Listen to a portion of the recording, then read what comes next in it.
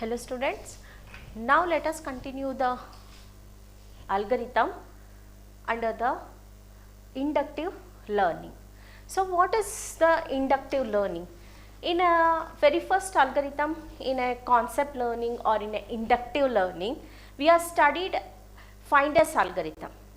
The Finder's algorithm, it got its own drawback. What's the main drawback of Finder's algorithm is, it does not address the hypothesis, or it cannot generate a hypothesis to address the negative training example in a given data set.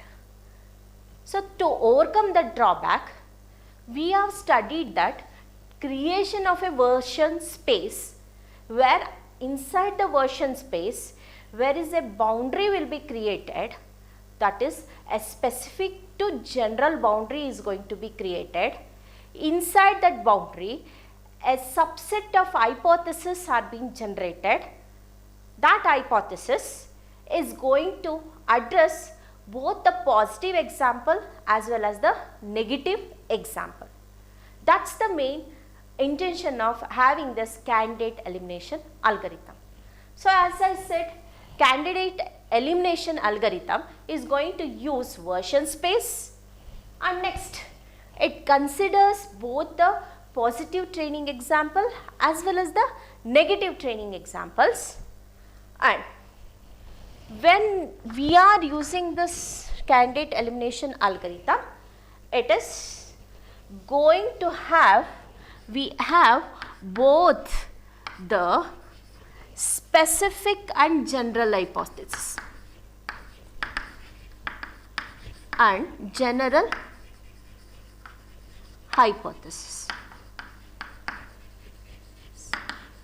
Where the specific and general hypothesis, in this very first stage, the most specific hypothesis is going to represent a positive training example, whereas the most generic hypothesis is going to represent a negative training examples. That's what we are going to perform in a candidate elimination algorithm. Before moving into this candidate elimination algorithm example, now let us look at how the candidate elimination algorithm is going to work. Now let us look at this simple steps of this algorithm.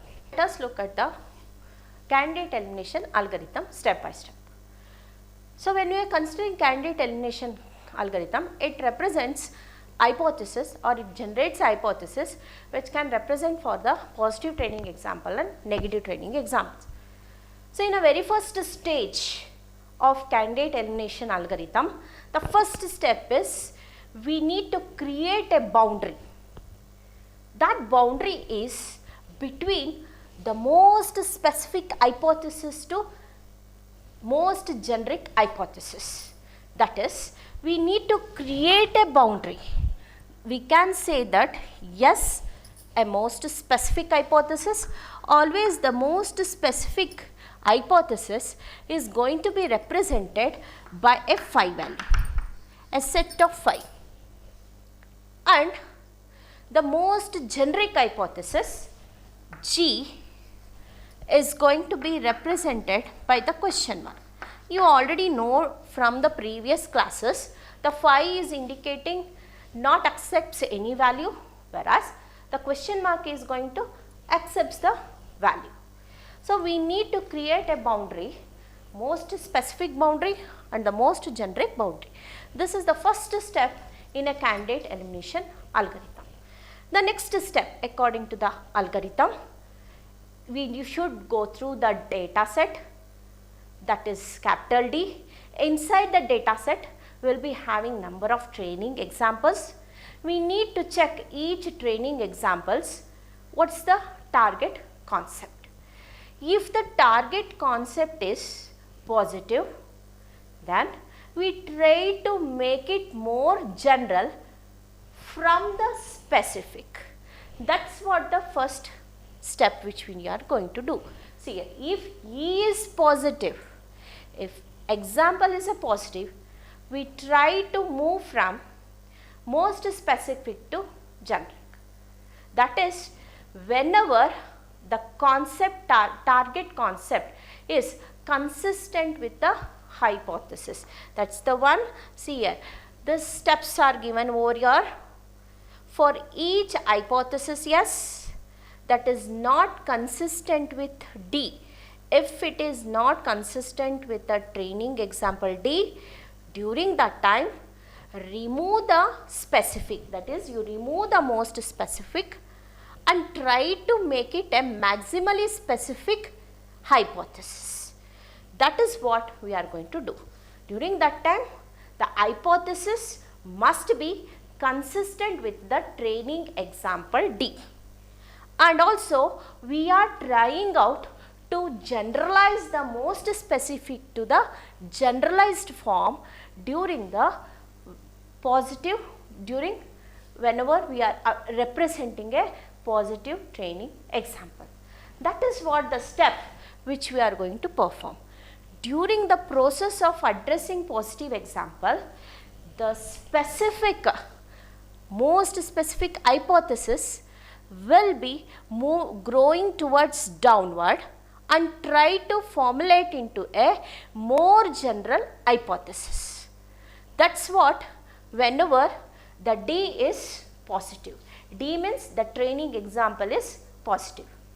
Now, next step is if E, the training example, if it is not positive, if it is negative, that is the target concept of a particular training example is negative. During that time, the next step here which we have to perform here is we should move from generalized to specific. So that's what, make a generalized hypothesis to more specific.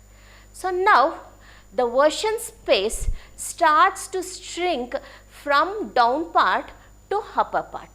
So what happens here is, each and every time it starts to move upward and there is a boundary is going to be created between the newly generated hypothesis, between the most general and the that is maximally general and maximally specific hypothesis. Between these two there is a boundary, version space boundary is going to be created, and next step is inside that boundary a subset of hypotheses are going to be generated, so that hypothesis is going to address both the positive training example and negative training example. So that's what here. See what happens here in this training example is negative, training example is negative, it just keeps checks with the training example compared with this general hypothesis and tries to make it a specific hypothesis. That's what is going to be done during the negative training example, when it come across negative training example. So that is the how the candidate elimination is going to work. Now let us look at candidate elimination algorithm with an example. So same example we are considering now, the data set. In a previous class in a finders algorithm we have considered the Aldo wants to enjoy the water sport. That's the concept. So concept, we know the concept, we have got the data set. So for that same data set we are going to apply the candidate elimination algorithm, and let us know how the candidate elimination algorithm is going to generate a hypothesis in a version space. So this is the table. In a previous class also we have considered this table. You people know that this table we have considered. The concept of this table here is Aldo wants to enjoy a water sport. So in this example we have got 6 attributes: sky, air temperature, humidity,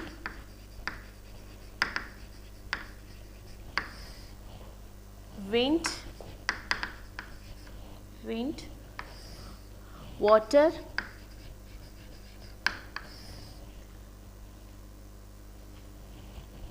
focused.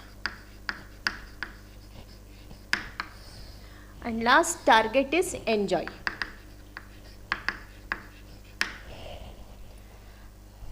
This is sunny value. Next, same, rainy, sunny. Next, air temperature is warm, warm, cold, warm. Next, normal, high, high, high. I'll write it in a short form. Let me complete soon. Wind is strong, so it remains strong for all the training example. Water is warm, warm, warm, cool. At the end it is cool. Next, same. Here change. And as you know, target concept is yes, no, yes.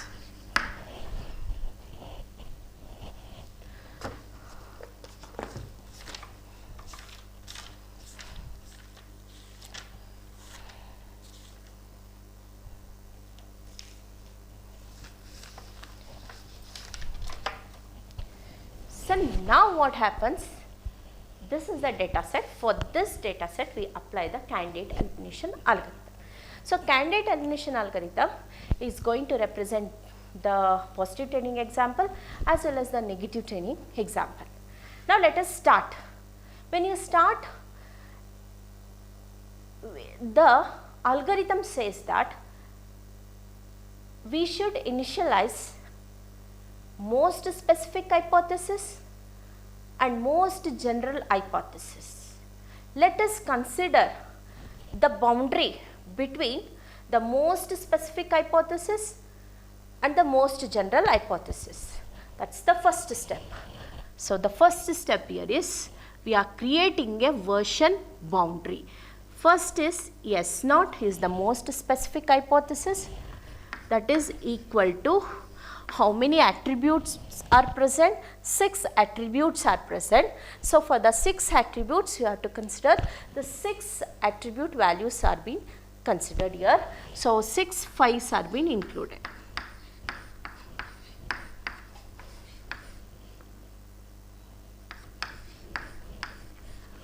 This is S naught is a most specific hypothesis. And we need to have the another boundary, because inside this boundary we are trying to creating a version space. Inside the version space we will be generating a set of hypotheses which represents both the positive and negative training example. So first S naught. Now let us have the G naught over here. G naught is equal to, it is the most generic hypothesis. Question mark, question mark, question mark, question mark, question mark, question mark. Now, next step of this candidate elimination is, first thing is we need to check it out, the target concept. Now let us look at the enjoy is the target concept. So first one is, in this training example, first training example target concept is yes. Yes is indicating the positive training example. So consider this positive training example. This positive training example will be compared with the most specific hypothesis as the same way we have done it in the FIND-S algorithm. So when you compare this first training example attribute value with the hypothesis, there is a no match between the hypothesis and the training value. So we need to, what supposed to we have to be done, the most specific must be moved to the generalized form for this particular data set. So when we are converting this specific to generalized, we are replacing all the values of the phi with the attribute values which is present in the first training example. So we are going to generate another hypothesis, that is making into a most specific to the, we are moving down towards the general format or maximally specific format. So, S0 will be replaced by another hypothesis S1 that will be containing attribute values of the first training example: sunny, warm, normal, strong, warm, same. This is first S1. But the G0, it's become generalized. We didn't come across negative training example. So G0 will move towards general itself. So G0, the boundary will become G1. G1 is also the same, G0 is also the same. G0, G1 is the same. It is the most general hypothesis. Now, let us move on to the according to the algorithm. Next step is, now this newly generated hypothesis must be compared with the second training example, that is next coming training example. So when it is next coming training example, before moving to this training example, the first step is find out the target concept. So the target concept is yes. Once again we are come across positive training example. So in this case, it must be the hypothesis which is newly generated must be compared with the second training example attributes and try to make it a more generalized than before.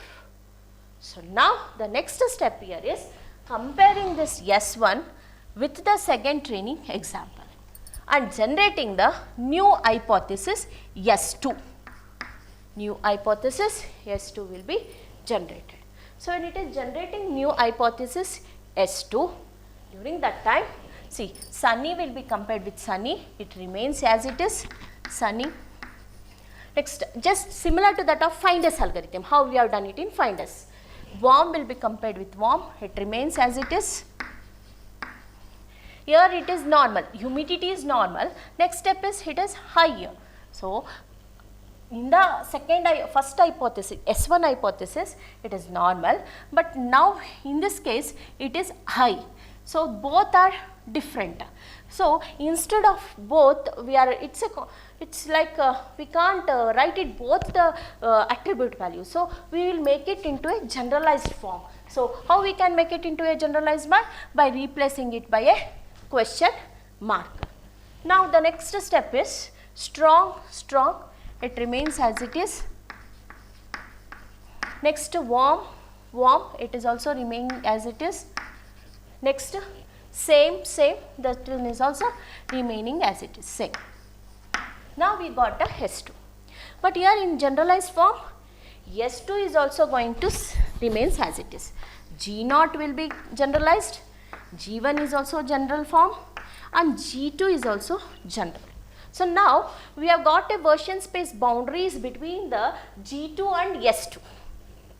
But still the data set examples is not completed. Further we need to make a note of third training example. Now let us move on to the third training example. So in the very first stage we check it out, the target concept. So target concept here is no. No indicates the negative training example. So according to the candidate elimination algorithm, if it is no, what we are going to do is, we are making into a general form. It is being compared with the general hypothesis and making into a specific. This general concept must be made to a specific so that it can address the positive training example as well as negative training example. So the next step is G2, how the G2 will changes to G3. Now when we are having G3, the G3 is the hypothesis, where G3 is the hypothesis. G3 is the hypothesis where it is making the more general hypothesis to maximally general hypothesis, or it is making it to a specific hypothesis. General hypothesis is converting into a specific hypothesis by comparing the previous hypothesis generated with the negative training example. So now let us look at here. See, we have got 6 attribute values.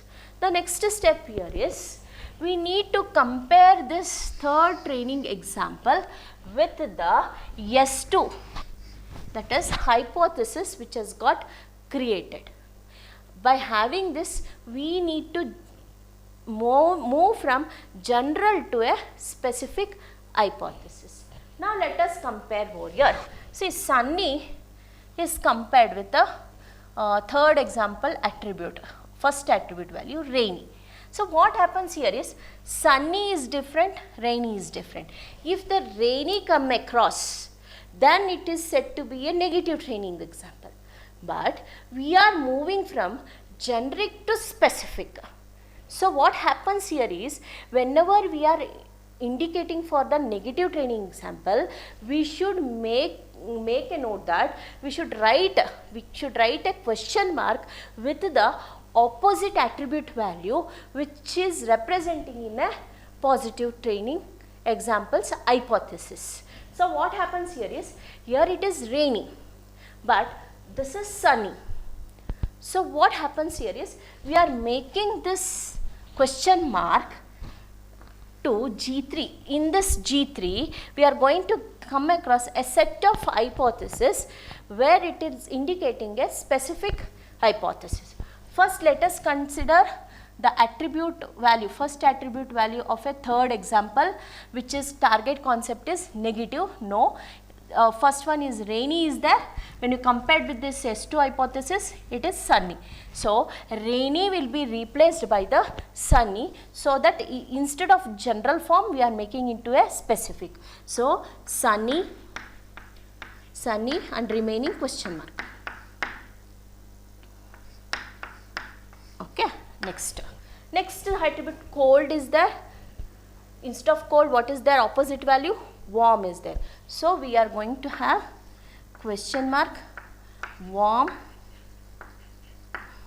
question mark 2. That's the another set we are going to form. Now it is question mark and here it is high. So already it is question mark is present. So it will be applicable for both negative and positive training example. No, we don't require another generating another hypothesis in a G3. So next one is strong. Anyhow, strong is present. It's matching. It's not going to create any opposite value in this S2. So it is also not required to have a hypothesis. Next one is here. It is warm is there. Here also warm. So nowhere to generate the next hypothesis. It's not required to generate a new hypothesis because warm is matching with this warm of the negative training example. Next, change is present here in a negative training example, but in S2 same is present. So opposite of that change. So now what we are going to do, we are going to have another set of hypothesis, under the G3, that is the last one, question mark, 5 question mark along with the change.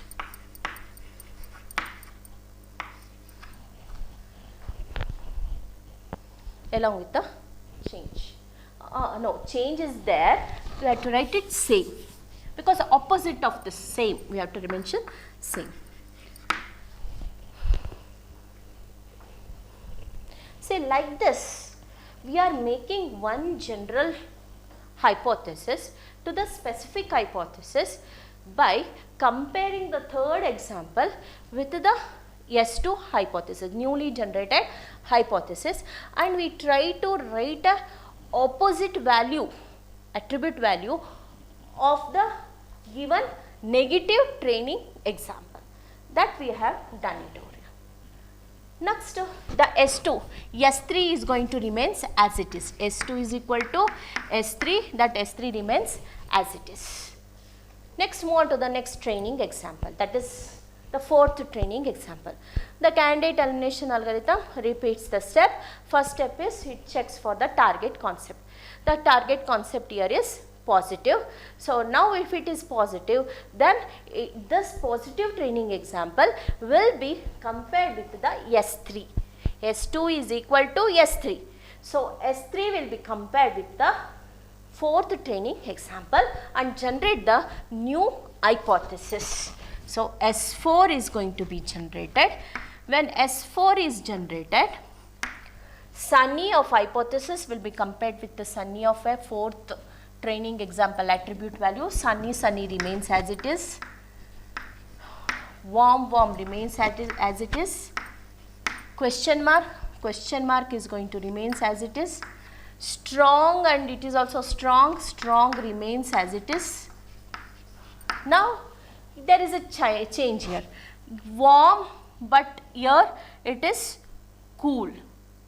So, warm is there and it is cool here. It's changed. So, when it is changed, so that will be replaced with the question mark. So, now we are replacing the question mark.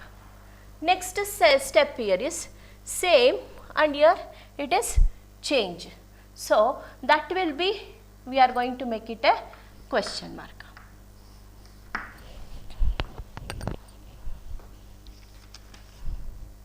That will become the S4. So, now what happens here is, see, we have got two question mark. This is going to get a S4. Now, let us move to the G4.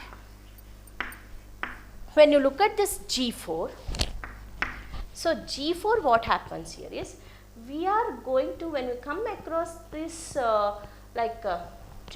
training example, this particular hypothesis, see, we retain the Sunny question mark warm, we retain it, but here what happens here is same is present, but here we have replaced with the question mark. So, question mark indicate it can be a change or a same.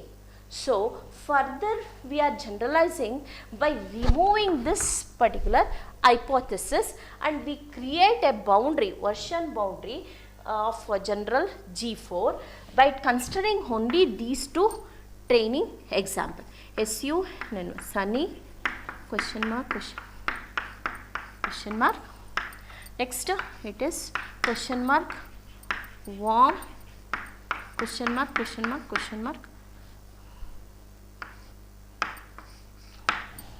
So, now this is what the version space boundary.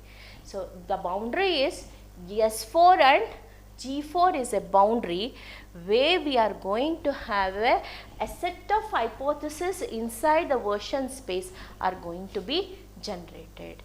By using G4 there is a 2 hypothesis and S4 there is a 1 hypothesis.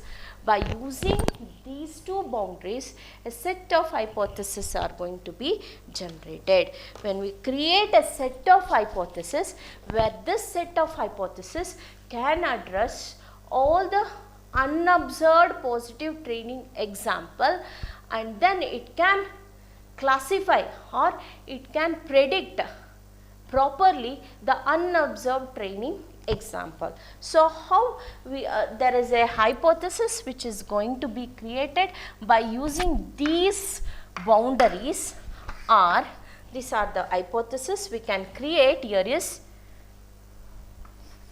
sunny question mark strong question mark. Next one is, see here, sunny common, okay, question mark, we are having the strong question mark, okay. The next one is sunny warm, Sunny warm, question mark, question mark, question mark, question mark. Next one is, we can now create question mark, warm, comma, question mark, strong, comma, question mark, question mark.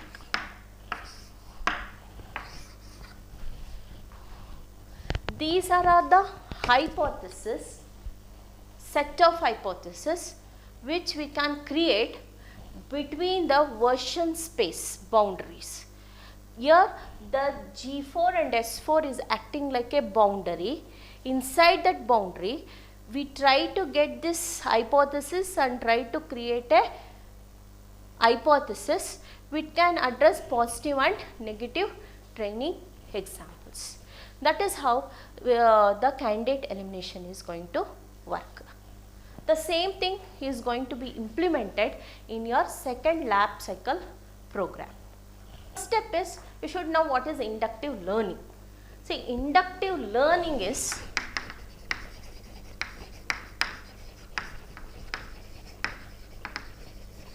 to predict. Inductive learning is predict. So what you should predict? We should classify an unobserved example into a particular class. Either it can be a positive class or it can be a negative class. So now let us move on to the inductive bias. So what inductive bias here is, whenever we are creating a hypothesis based on the training example, so there may be a wrong prediction, because the unobserved training example, if you come across, if the hypothesis is not going to address properly the unobserved examples, during that time there may be a wrong prediction. So to overcome this, we should have a biased learning must be done. So before that, we will take an example how the inductive bias is going to be performed. So that is, it's not been biased, like inductive bias, with an example, and then we can move on to the unbiased learner. How we can have the unbiased learner. So now let us move on to the simple example. See, they have taken the same enjoy sport concept, and then they have been having another data set. So in this data set, what happens here is, the sunny will be replaced by a cloudy. So if sunny is replaced by a cloudy, then the target concept is, yes, even there is a cloud, the person who wants to enjoy a water sport, he can enjoy, because there is no rain at all, so he can enjoy the water sport even though it is a cloudy. So here what happens, in the place of cloudy, in a attribute, in the sky attribute, there is a cloudy.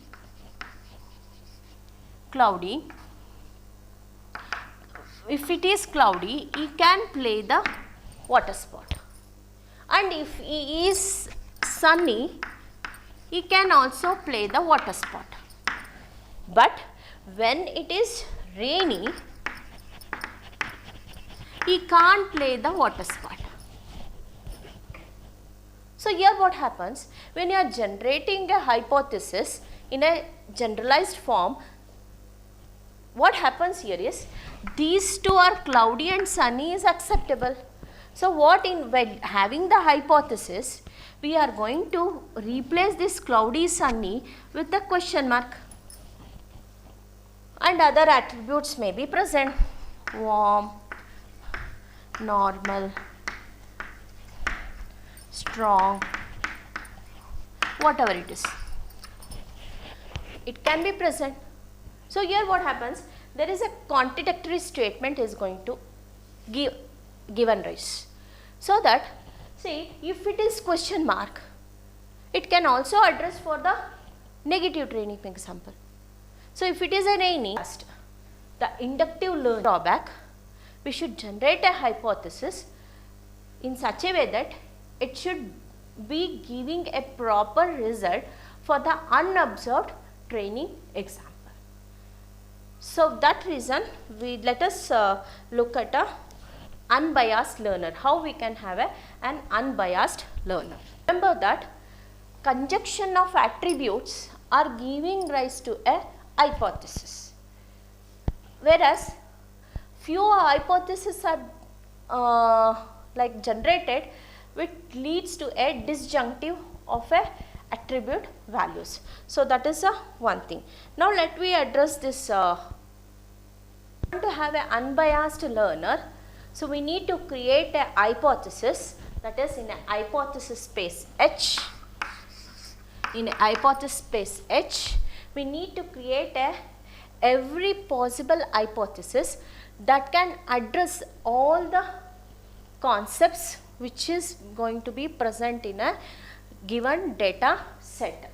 And next, the instances, we should have a prior knowledge that how many instances can be created for a given attribute values. So in our case, in this example, we have seen that there is 6 attributes are there. Inside the 6 attribute, each attribute, that is a first attribute sky is contain 3 attribute values and remaining contains 2 attribute values. So in total we can generate a 96 instances can be created, that is in a instance space X, capital X, where it can generate a small x, that is number of instances x1 to xn instances can be created, that is 96 instance can be created. And we should have a knowledge that based on the instances how many hypotheses can be generated in a hypothesis space, so that it can address the unobserved training example. So total we can have 973 conjunctive hypothesis. Conjunctive means it's a combination, it's having the attribute values, that is conjunction of those attribute values. By having those we can generate a 973 hypothesis can be generated. So now the next we are going to study like how we can generalized, means how the hypothesis can be chosen for the next training example. So next coming examples. So unobserved example, how we can choose it. So like what happens here is, whenever we need to choose the hypothesis, new hypothesis for the unobserved data, the first step is we should check it out whether the unobserved data is going to be a combination of multiple instances. For example, we should check it out. For example, it is yes. Yes is equal to x1 and x2 and x3. If a new hypothesis come across, if a new unobserved example come across, we need to check that particular example or unobserved data where it can be belongs to the any of the instances of a given training example. So it's a combination of x1, x2, x3. Now check it out whether x1, x2, x3 is belongs to a concept yes or no. Now that is what the positive. Yes is indicating for the positive example, and G is another boundary we are going to create. See, because these are the two boundaries which we are going to represent. We are representing S boundary and G boundary, where G boundary is going to be created. That G boundary which is representing a not x4 and x5.